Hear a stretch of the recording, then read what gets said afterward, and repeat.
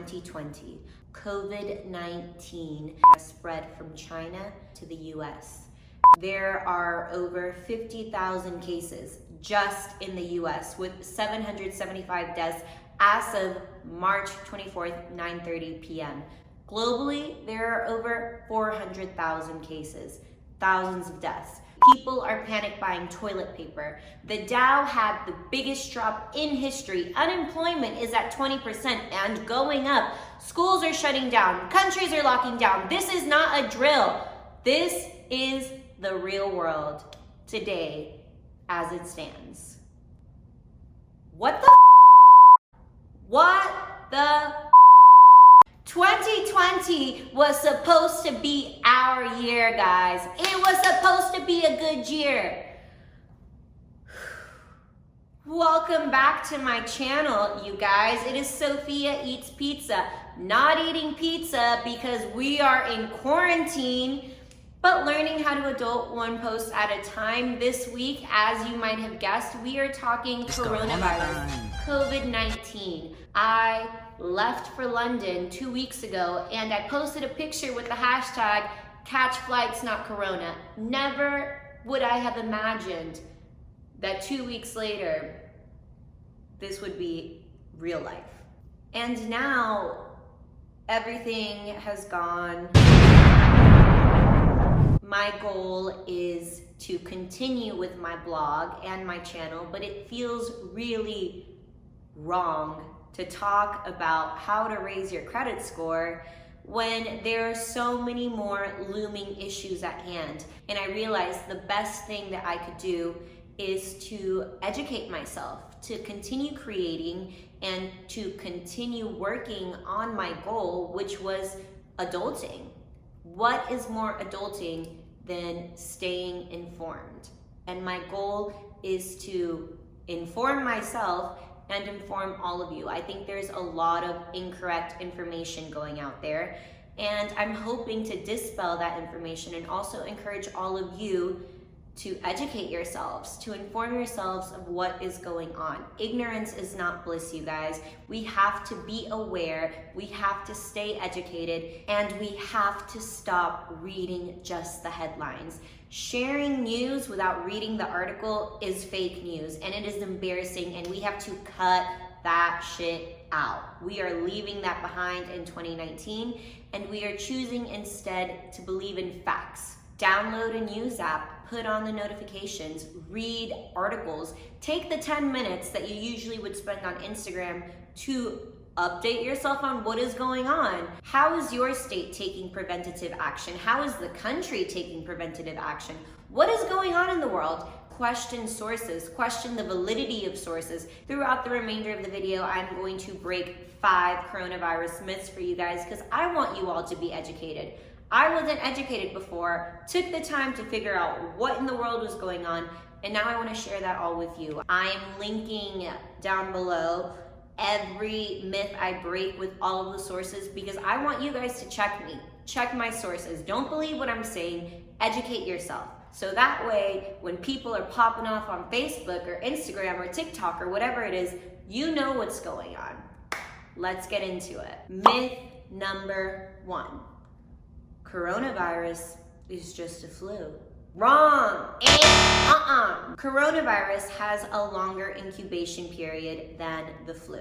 The flu takes 1 to 4 days to show symptoms. COVID-19, on the other hand, has a 1 to 14 day incubation period. That means it takes 1 to 14 days to show symptoms. So when you have the flu, in 1 to 4 days, you start showing symptoms. And once you start showing symptoms, unless you're an asshole, you keep yourself at home or you go to the doctor because you don't want other people to get sick. On the other hand, COVID-19, it takes 1 to 14 days to show symptoms.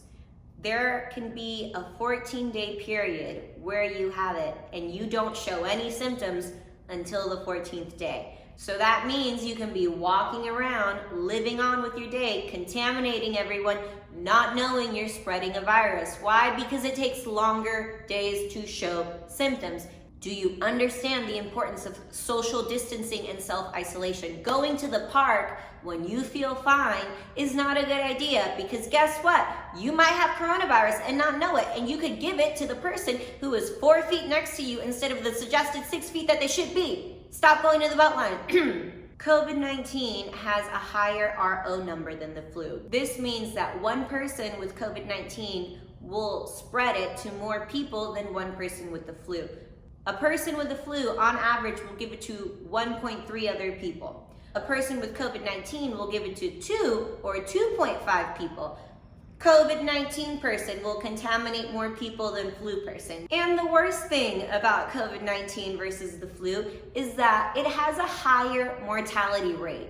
That means you are more likely to die if you catch COVID-19 than you are if you catch the flu. In a nutshell, no, COVID-19 is not just another flu. It's worse. Myth number 2, if I have COVID-19, I'll know because I'll show symptoms. Wrong, false. One of the most troubling parts of COVID-19 is that it can be asymptomatic. It has a longer incubation period, 1 to 14 days before it shows symptoms, or it might not show any symptoms at all. A lot of kids are carriers, and part of why it spread so rapidly in China is because people didn't know they had it, so they were just going on with their daily lives, spreading it around. Social distancing is crucial. Look, it's kind of like herpes. You might not know that you have herpes because you're not showing any symptoms, but the more people you sleep with, the more people you expose to your herpes. Kind of like going to the park on a sunny day when you've been instructed to stay at home and self-isolate. You don't know that you have herpes, but there you are, unknowingly having sex with the world every time you come closer than 6 feet to every person. Do you really want to give them herpes? Why don't you just stay at home where you can't spread herpes? Myth number 3, it only affects old people. No, false, wrong, Although the risk of dying is lower for younger people, the CDC has data that shows that 40% of hospitalized patients are ages 20 to 54. I'm 25. I could end up in the hospital if I catch COVID-19. I don't have health care. I could end up with a $34,000 bill from the hospital. Young people, do not be fooled. You can catch it. You might not necessarily die from it, although you can. Someone in the UK was 18 and died from it recently, but you can end up in serious intensive care. Even if you don't have prior health conditions, even if you are super active and super healthy, you can still get COVID-19. It is so important to follow the suggestions of the CDC and the WHO and self-isolate, social distance, quarantine yourself. Do not buy into this idea that you are invincible because you are young. This is not the case. Don't be arrogant. Don't be fooled. Don't fall into this false sense of security thinking that you are invincible because you are young. You are not invincible. You can end up in a hospital, or you can end up dead. Myth number 4, it'll go away in the summer. False. Kind of. We don't know. Currently, we don't have conclusive enough information to prove this wrong or right. Yes, flu cases do tend to drop in the summer, but currently we don't have enough data to conclude whether COVID-19 cases are also going to drop in the summer. Since there are cases of COVID-19 in tropical climates like Singapore, scientists still don't know whether it is affected by warmer temperatures or not. Hopefully though, it will go away in the summer, but we don't know that yet. And it's important to not keep repeating that, because then what happens when the summer comes and it hasn't gone away? You just spent weeks telling everyone, don't worry, it'll go away, when they should have been a little worried. Not like panic buying 15 rolls of toilet paper worried, but definitely aware that this could be an ongoing issue. Stay woke. Stop buying toilet paper. And myth number 5, it's already gone in China, so it's gonna go away soon in the US. False. big false. Hopefully in 2 weeks, you guys will all be like, Sophia, you were wrong. Look, it's gone away like it did in China. But I don't think it's going away because the US has not taken the same drastic measures as China has. And I'm not the only one who thinks that way. But in a nutshell, I'm going to explain the different ways in which China has faced the issue versus where the US has taken, in my opinion, severe inaction. And then you can tell me if you see the difference and if you think it's going to go away in the US as rapidly as it went away in China. The first case of COVID-19 was reported in China December 31st, 2019. China then proceeded to lock down the country starting January 23rd. 3 weeks into this virus running rampant throughout the country, they locked that shit down. They made it illegal to leave your house. They closed down businesses. They closed down transit. They closed down companies. They closed down factories. They shut it down. Now we are in late March, the last week of March, and they are finally starting to reopen businesses, reopen transit, reopen restaurants, bars, clubs, etc. But even now, there are restaurants that are temperature checking the patrons before they come in to make sure that they don't have a fever, because fever is one of the common symptoms of coronavirus.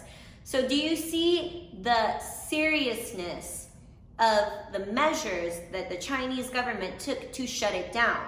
On the other hand, we have the United States. In the US, our first case was reported January 20th.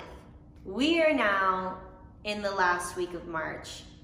And it wasn't until 2 weeks ago that actions started to be taken, like shutting down borders and encouraging people to social distance and encouraging businesses to temporarily shut down. But officially, we haven't had a country lockdown like China has. Even though borders are shut to several other countries, our airports aren't necessarily checking incoming travelers, such as myself. Last week when I was coming back from London, I didn't get screened, temperature checked, interviewed. I filled out a form, turned it in, and proceeded with my business. I actually made it through the airport in under 10 minutes. Doesn't that seem a bit negligent to you? And sure, as an individual, I should be honorable and report any symptoms and self-quarantine, but do you really trust people to do that shit? I don't. I barely trust myself to stay at home, and I know that it's the right thing to do because people are dumb. Sorry, but we are. We do dumb shit. Like, leave the house to buy 5 bottles of wine, even though we're supposed to be quarantined. I swear it only took me 5 minutes and I was back in the house, but I haven't left since then. So yes, it would be great if people just did what they were told. I don't think we will. There are states that are taking more aggressive stances. 16 states have shut down officially, and the city of Atlanta is kind of shut down, not really sure, because the Beltline and Piedmont Park are still open, and I'm pretty sure that in about 2 weeks we're going to target a lot of cases to the Beltline and Piedmont Park. But in the interim, we have been asked to stay at home. But what's going to happen if I leave my house? Am I going to get in trouble? No. So do you think that people are going to abide to the mandate and actually stay at home?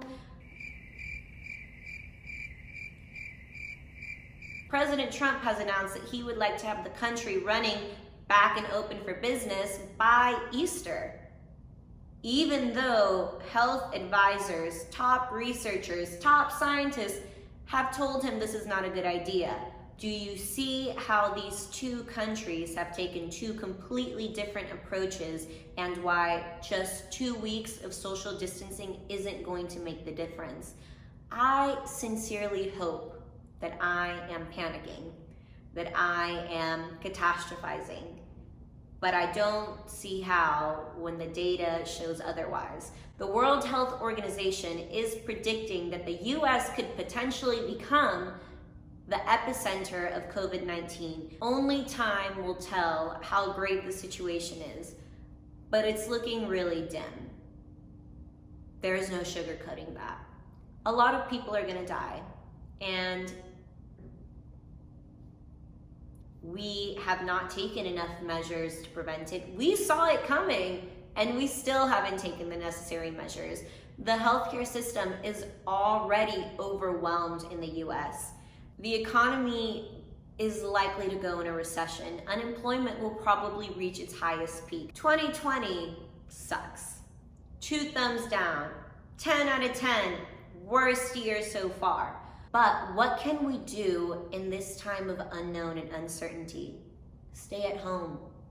Do your part. Avoid seeing people that we know are older or immunocompromised. Support your local economy by getting takeout or curbside delivery, or getting a gift card to the restaurant for the future. Tip well. The service industry needs you. Small businesses need your online support. For anyone who's in Atlanta, I'm linking down here for you guys a list of restaurants that are offering takeout and curbside delivery. Stop panic buying things. You don't need 15 rolls of toilet paper, but what I do suggest buying, get a big ass bag of rice and beans and be ready, just in case. Be considerate.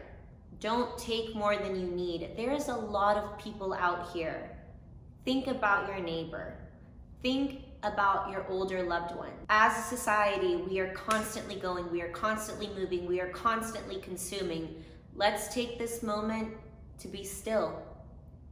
Let's take this moment perhaps to create, to learn a new skill, to bond with our roommate or our loved one if we have a partner that lives with us, to bond with ourselves, to grow in this period of isolation. I will be writing and filming on topics related to COVID-19, such as how to file for unemployment, creating a positive weekly routine, and anything in that space that I'm struggling with and that maybe you guys are struggling with as well. I have been struggling deeply. I've been feeling extremely anxious, extremely afraid, extremely unsure and overwhelmed of what's coming. And there's no quick fix to that. It is a process of accepting those emotions, but today I choose light. Today I choose gratitude. Today I choose to have faith that even though everything feels like it's collapsing, that perhaps there is a greater order. And even though I have no idea how I'm gonna pay rent since I have no job, the universe has my back. Everything will be okay. I hope we can all unite and grow and find solace that though we are all going through this together, we will all get through it together. I'm sending everyone lots of light and love. I don't care if you think that's cheesy. I think that's what the world needs right now. We need to lift each other up, send each other all of the memes, watch all of the great content, create our own content, learn a new skill, find ways to stay positive in this crazy world that we're living in right now. I will be with you guys every week. I am so grateful that I have this space and I have shelter and that I have loved ones. And I hope that you can all see the good things in your situation. Please drop suggestions for topics. Everything I had planned is kind of now out the window, so I'm open to your suggestions. Drop a comment, tell me how you are staying positive during this craziness. You can follow me at Sophia Eats Pizza on Instagram. I am constantly posting now because I have nothing but time. Or you can check out my website, www.sophiaeatspizza.com. I will see you all next week. Thank you guys.